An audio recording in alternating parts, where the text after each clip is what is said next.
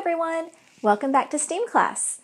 This week I'm going to be teaching you how to grow your own crystals at home. Last week I sat in on one of Mrs. Satterfield's Google Meets. One of her students, McKenna, was growing her own crystals at home, and I thought, what a perfect idea for the rest of our school. All you're going to need for this activity is just a few items that you probably already have in your kitchen. You're going to need salt. You're going to need boiling water, which means you also need a parent or an adult around to help you with this activity.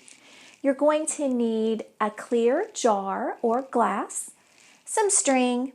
You're going to need a paper clip and something that you can lay across the top of your jar. Maybe a pencil or a plastic knife or spoon, something like that.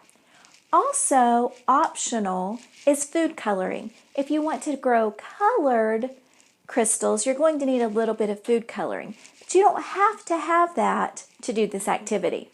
So run, gather up those materials, and you'll be ready for the next part of this video.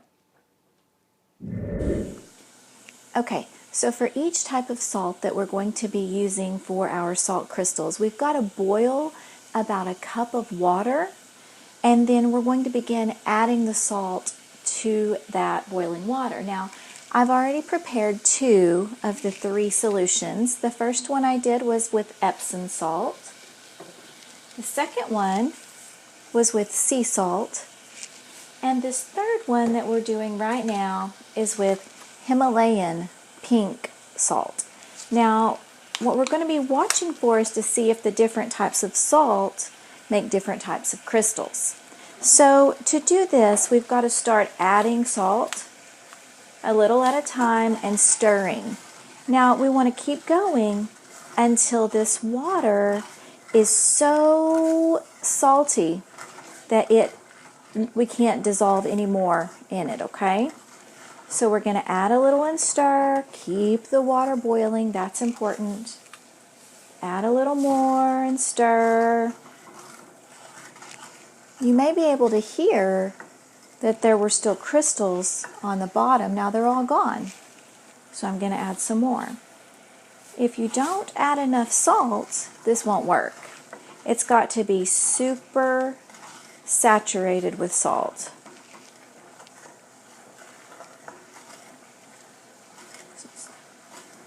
So we're getting close. I can still hear there's some crystals on the bottom down there. So we may be about to the point where we don't need to add any more. I'm going to add just a little more just to be sure. That should do it. Now the other 2 solutions that I made, I added food coloring to those. The Epsom salt is purple, the sea salt is blue, but this one already has a tint of pink to the crystals, and so I'm not going to add any food coloring to this jar. All right, I think we're good. So we're going to turn the heat off, and we're going to let that sit for just a minute. Okay, so we're ready for the next step in the process. You can see that I've brought each of the 3 jars of salt solution onto this tray. And these 2 have a plastic knife laying across the top. What I'm going to do now is show you why and what I've done there. So your plastic knife is going to go across the top, and from it there will be a string hanging. At the end of that string you're going to have a paper clip. So we're going to go ahead and just quickly tie this paper clip onto the string. Doesn't have to be a really fancy knot or anything, just enough for it to hang there. And then we're going to tie the string onto this plastic knife. Now, this string is going to go down into that solution. I want this paper clip to just sort of be touching just at the very bottom of the jar. So I'm going to kind of measure. This one's way too long because you can hear it's touching. So you can just roll that extra string up and keep testing until it's just about right. Once you have it just about right, lay it right across your jar, letting that string and paper clip rest down in the solution. Now I'm going to move this to a place where I'm not going to disturb it anymore. You want to put your crystals in a place that's dry, that's fairly warm, and that no one's going to be touching or disturbing it a lot. Each day after you've done this, I want you to go back and check and see what's happening.